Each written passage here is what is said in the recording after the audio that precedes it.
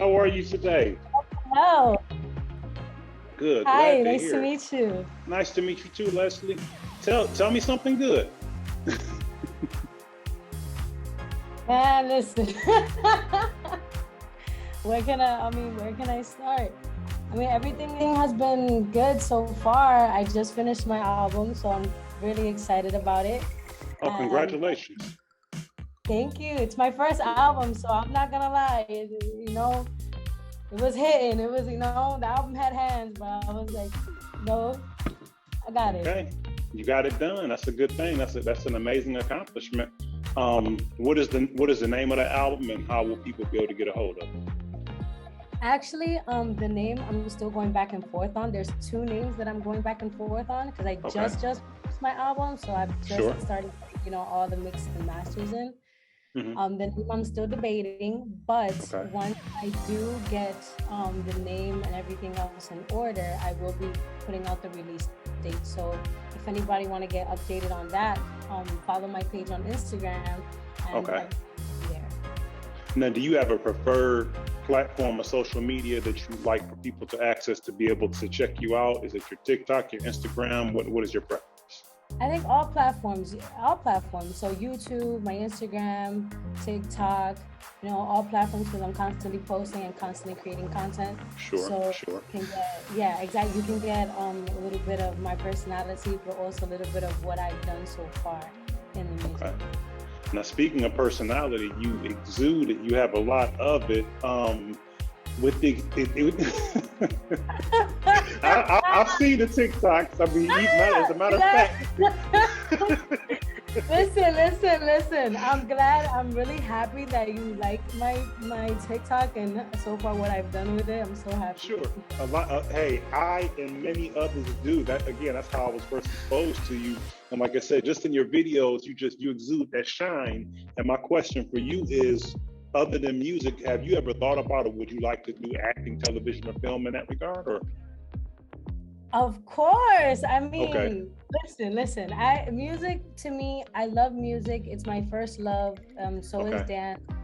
Uh-huh. Um, but I do want to expand, obviously, and get into voice acting. I've always wanted to voice act. I've always wanted to voice act because, I grew up on cartoons and I grew up on, Disney and stuff like that. And Right. I always wanted to, be play a little character, just do that. And also acting.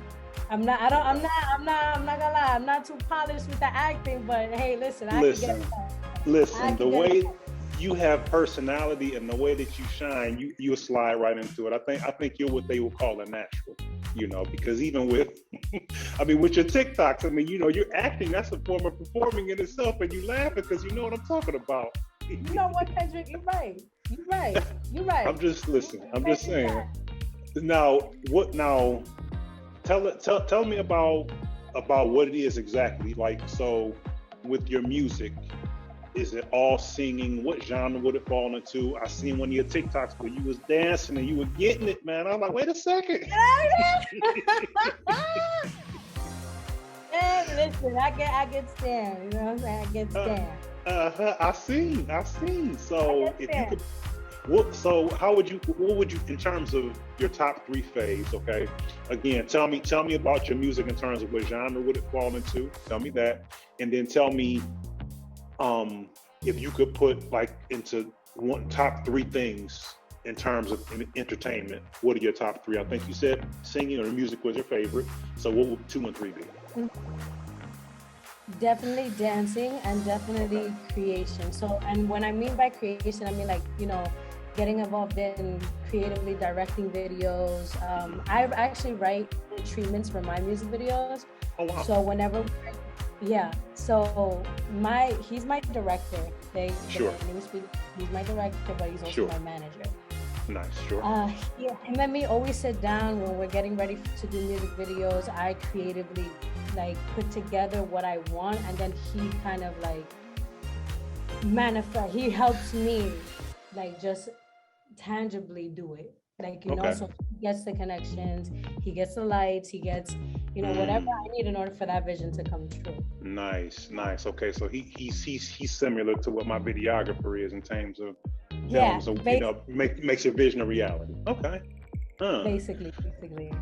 How old were you? I'm sorry. Go ahead. Okay. And then as far as genres is concerned, my main genres are hip hop and R&B because I'm from New York City and I grew up on those. Right.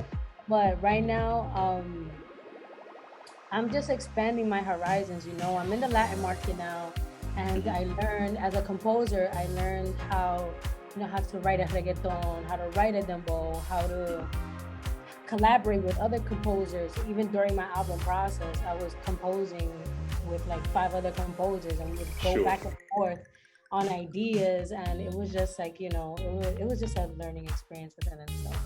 Sound like it was fun too, actually. It was. It was freaking fun. I'm not gonna lie, it was fun.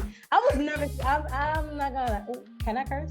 No? You're fine. Okay. Oh, okay. I'm like, I was about to say, you know, I was about to say something. I mean, well, you know, listen, whatever comes out, you know, so talk to me. Listen, I was nervous as shit. I was nervous because, you know, it's my first time working an album. I've never worked an album before, a project, and then like trying to conceptualize my thoughts. Because I'm a person that I get a lot of ideas. So sometimes hanging, and sometimes like sticking to one is like difficult. So I'm glad that I had a lot of people there grounding me and helping me, you know, get my ideas in order. Okay. Who would you say are your top 3 influencers as it relates to music? Who are your 3 musical heroes? I'd say definitely first one, Michael Jackson. Okay. Definitely the Jacksons, and I'm all of them. Janet, Michael. Okay. They've all taught me how to be an entertainer. Because this is about, the entertainment business is about that. Sure. And being able to catch people's eye and being able to, like, you know, just be a well-rounded performer when I'm on stage. For sure. And they've done that for me in that area. Definitely, as far as work ethic, definitely the women like Beyonce, Rihanna, you know, that they're obviously singers and artists, but they're also moguls. They're also like doing their thing in the business side of things. And then definitely just Rihanna too, because she's also a philanthropist. And it's kind of like what I want to get into later on in my career. I want to get into helping, building, going back to my communities, helping inner city kids, you know, traveling the world, just doing like helping, aiding, and whatever I can. That sounds good. It's okay. So you said Beyonce, Rihanna, and the Jacksons. In terms of just in life, your three most influential people in life that have molded and helped you and shaped you. Definitely that man you just sat down with, bro. Let me tell you something. He took that dad role in my life because I didn't have much of one. So he definitely found me. He found me when I was about 16. You know, and I was a New York City kid, so you already know, 15, New York City kid. Like I was on a different type of time, you know. Right, sure. And he kind of picked me up, and he said, "Yo, you have a lot of talent, and you can do so much with it." And he just led me from there. He's been my mentor. He's been my dad. Now he's my manager, because literally we've been working for 10 years, and this year was the first time I put him on paper, because obviously we got a label involved. So we're gonna have a lot of paperwork now. But he just got placed as my manager now through paperwork. But we've never had a contract. I could have left in any moment. I could have left. I never did, because I've trusted him so much on my journey with me and my art, and he trusts me too. So definitely Kim. Okay. I'd say my mom. Okay. Then she's a warrior, bro. She, you know what it's like to have a mom that, you know, you grew up in the hood, and your mom, bro, makes the impossible possible. Right. I've always wanted to be that kind of woman. I always wanted to be the kind of woman that I can never say like I can't, because my mom always made the impossible possible. So who said I can't? Okay, for sure, absolutely, great example. Okay, what's number two? Number three. Number three, I believe my sister. My sister is also the same way. She's very strong. She's been through a lot. And she's always been able to pick herself back up. And I really do admire people that are able to go through darkness and just be able to just come back every time. Kind of like that Phoenix-like nature. I really love that about her. And I always want to also have that in me as well. For sure. Now, does your mom and your sister, are they creatives? Do they sing? Where did you inherit that skill set? Bro, no. Nobody in my family sings. I swear to God. Trendsetter, okay. Nobody in my family sings. Nobody in my family does anything with instruments. Nobody does anything in the music. Nobody. And then that was the first one. It was kind of well, yeah. I want to go to school. I want to do music. Okay. Right. So, so you said Johnny noticed you 10 years ago when you were 16. Mm-hmm. How old were you when you discovered that love for music to where you felt like, hey, this is what I want to do? Definitely I could say at 14, 15 years old. Okay. Was when I started kind of computing that, because I've always had music and I've always danced since I was little. Okay. But it was kind of like a peer thing where I have friends that would do stuff and then I'm like, I want to do that too, and then I'll go. It was kind of. It wasn't a thing. I had friends that would let's say in elementary were in the choir, and then I would be like, I want to go, and then I would go, and then I would just end up being lead singer in the choir, and then they would do they would go to dance. They'd be like, yo, we're gonna dance after school in a program. And I was like, bet, I'm going too. I don't want to be and then I just ended up being the lead dancer. There was these little things that would happen. It didn't click for me till later on. I was 15. I was like, hold on. So you telling me I really could do this and I'm actually good at it? Mm-hmm. And then that's when Johnny kind of came in and was like, you are good at it. Come over here. It was kind of always. It was always just there. I just didn't notice it. I didn't notice that it was my passion until I actually came out and had somebody come in and be like, yo, you can do that and I can make it happen. Sure. Now we spoke about that shine that you have that translates the entertainer, the only way that I can really capture it in words is shine. Just the shine. Don't be talking to me like that, Kim. Listen. I'm just saying. I'm throwing it in not nervous. I'm just telling the truth. So what I was going to ask you, Leisley, where did you? Who was influential in terms of that developing? Because we all have our personalities and we go through things. Some people go through things and they allow it to affect them negatively. Others turn it around. For myself, for an example, I wasn't a confident kid, so I developed a sense of humor as a defense mechanism. Okay. Right. So, but it was a part of my personality. So my thing is, did you have a cousin that was funny? Is your sister, were you guys goofy coming up? Did your mom have her moments of goofiness? Does Johnny get goofy? What I'm saying? What is what helps you cultivate your personality? How about that? Honestly, what has helped you? Honestly, I've always been this way. My mom, I'm not gonna lie, I've been through many things in life that definitely, if I had a different mindset and I didn't have the mind that I had, I could have gone a whole different route, honestly. For sure. But I don't know, something in me always understood that bad things happen, but that doesn't make me a bad person, and it doesn't have to turn me into something that I don't want to be. That's true.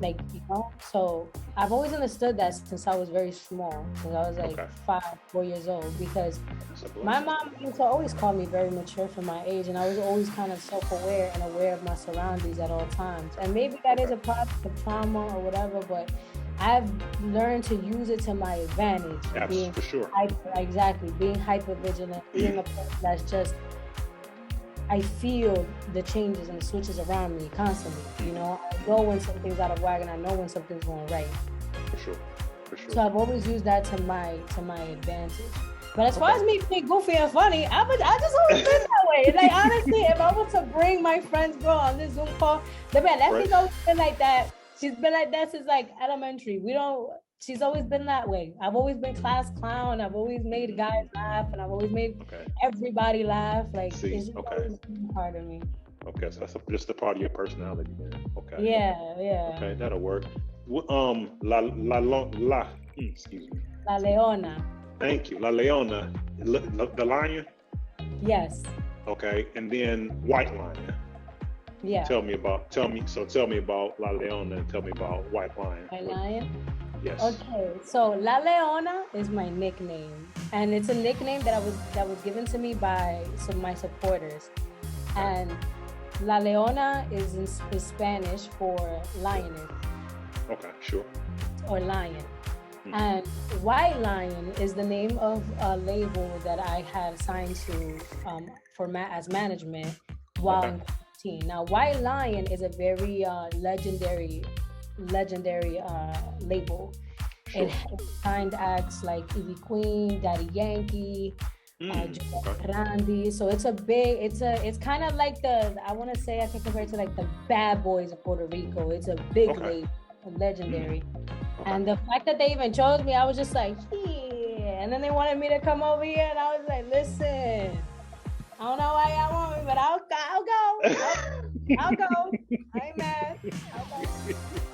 But they signed me, and I was very happy about it. So the supporters, when they saw that I had made that relationship with White Lion, they were like, that's when they started calling me La Leona. So they'd be like, the lioness from White Lion, or the whiteness of White Lion, because I'm like one of the artists there that's very like in your face all the time. So that's why they gave me that name. Okay, that'll work. When you said La Leona and lion, I thought, lion. I get that. There's something about that. Yeah. The Spanish is Spanishing. Listen, it just something about it stood out for sure. I can't say that I'm surprised, you know. And then you got your hair, you got the mane. So I got the mane, exactly. You know what? But it's funny, ironically enough, the lionesses don't have manes, but even still though, that's a distinguishing characteristic here that stands out, of course. I was gonna ask you something else. You spoke about how you admire Rihanna with the philanthropy. So I would imagine, and you said that's something you like to do for your community. Yeah. So that's an aspiration. Mm-hmm. What other aspirations do you have aside of philanthropy, as well as your career goals? Man, listen, just getting into. In the beginning of my career, I struggled a lot with obviously image and stuff like that, because when you get involved in the industry, there's a lot of people wanting to make you fall in line with what's going on, So right now, women are kind of in the forefront of the industry. Mm-hmm. So you have a lot of women that are falling under the pressure of, getting surgery, getting this done, or getting that done. And sometimes those things are being pushed by bigger things, you know what I mean? But we struggled with that, and one of my aspirations is to kind of make it my business to promote natural and to promote women being able to be themselves and still be successful without falling into all of those pressures and whatever the fuck is going on in the industry. Getting these little girls to understand that you don't need to have that, you don't need to have this, you don't need to have that, any of that. And you can still be successful, you can still be respected, you can still be an icon, you can still do whatever you want to do without having to do any of that, and be a sex symbol. You don't have to. Sure. That's like my core value. You know what I mean? That's what I got. I punch that into people. I'm like, listen, I'm not doing that. Bye. That's necessary though. It's always been needed, but it seems like I think it's needed now more than ever. So that's a good thing. Exactly. Yes, To me, yes. it is needed more than ever, bro. It sucks. It sucks that we're kind of at that level. And I understand. Listen, I understand marketing. I understand business. I understand all of that because sex does sell, and it's just it is what it is. For sure. But that doesn't mean that that's the only thing you have to sell. That's true. Yep, you don't have to fall in line with it, like you said. You don't If you could give yourself some advice, there are different, all of us, different points in time in our life, we needed to hear something, and we may not have heard it, of course. And as you get older and as you live, you look back on your life, different things that molded you, that shaped you, made you who you are. Mm-hmm. If you could give yourself some advice, yourself some advice, at what age did you need to hear that advice, and what advice would you have given yourself? Ooh, definitely like at 6 years old. I'm not, and the reason why I say 6 is because when I was young, when I was that age, I was going through a lot in the household.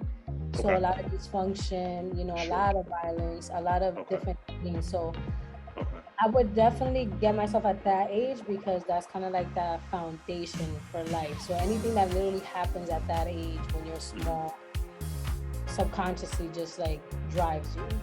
For sure. So it creates things like fear. It creates things like limiting beliefs. Anything they told you at that age can affect you in any shape or form. So I would have told her anything bad that happens to you is not your fault. Especially at that age and in general, because you have to understand we're only a product of our environment. Absolutely. Exactly. So you have to understand that 50% of what happens and what you do is not your fault. You're programmed that way. But that other 50, you have to take accountability for, and you have to understand that is something that you have to change, and be okay with being called out, and be okay with realizing those things, because a lot of people be living in denial. True. That's true. 2, emotions are fleeting. They don't last. They're like waves. They come, they dissipate. So just because you're feeling a certain way right now doesn't mean that feeling is gonna last forever.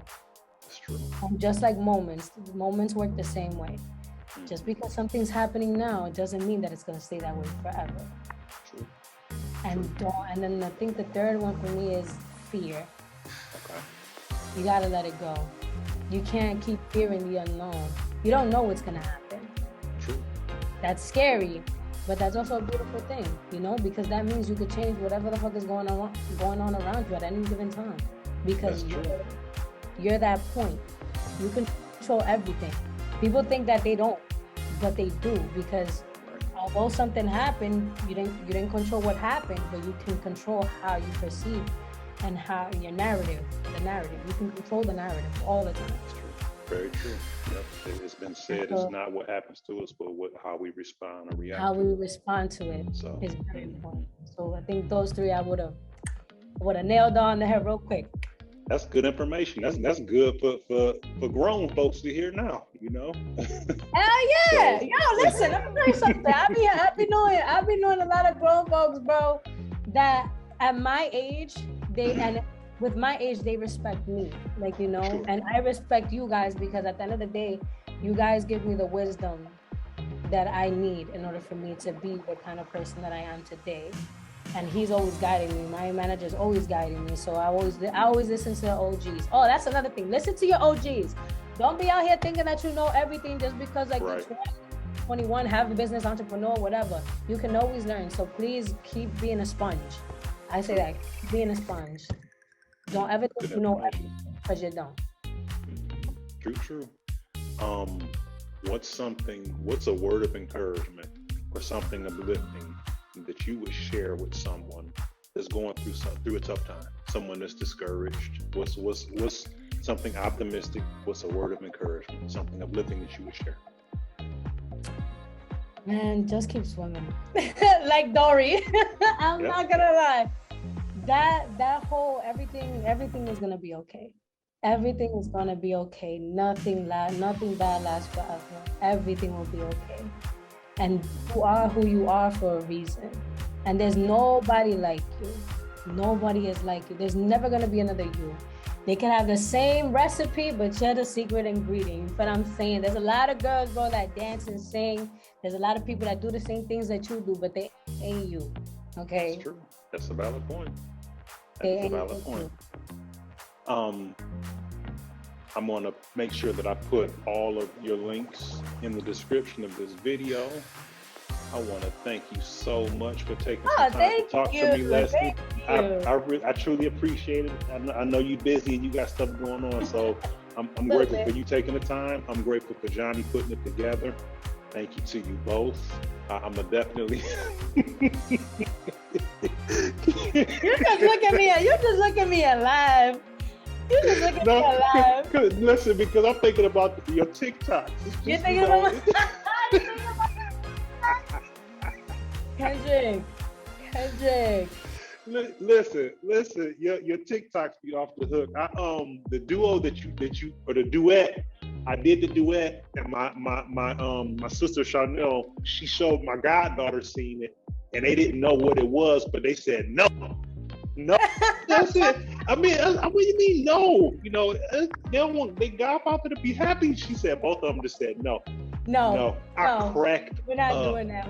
I cracked up. I laughed so hard, man. And listen, but I wanted to tell you too. Like, I love your name, by the way. I love like the humble lion. Thank you. That is so dope. That is so dope. And I think that's why my manager took the interview. That's why my manager took the interview. I think because once he saw the humble lion, he was like, "Yeah, we're doing it." Good. Thank you. Hey, you know what? Thank you very much for that. I mean, you know, I am a lion, but humility means a lot to me. So that was, you know, and lions are kings. So you know what I mean. But yeah, thank you so much for that. I appreciate that. But I'm gonna. You're welcome. I'm gonna keep a watch. I'm laughing thinking about the TikTok. I'm sorry. I'm gonna keep up. I'm looking at you. You're looking at me, and then you're laughing. I'm like, I don't know if he's thinking. I'm crying tears. I'm gonna definitely keep a. Listen, I'm glad that I make you laugh that way. I'm glad. But here's the thing, I'm not the only one, and laughter is healing too. You know what I mean? So, you know, so that goes back to when I was telling you about that shine that you have, that you already know about and you've heard it before. You know, but it's good stuff, man. It's good for the soul. I'm looking forward to you. Welcome. I'm looking forward to you drop the album. You know, getting a hold of it and doing some listening. You know, as well as promoting it. You know, and continuing to follow and support your TikTok and your IG as well. So, thanks for being you. You know, I appreciate you, and a lot of other people appreciate you. But I have a voice to be able to share, so that's what separates me from them. So, just keep doing what you're doing. You know, keep changing lives, and I'll continue supporting and watching. Thank you. I appreciate you, Kendrick. Thank you so much. You're very welcome. Thank you. You take care, okay? You too. Bye-bye. Thank you. Bye.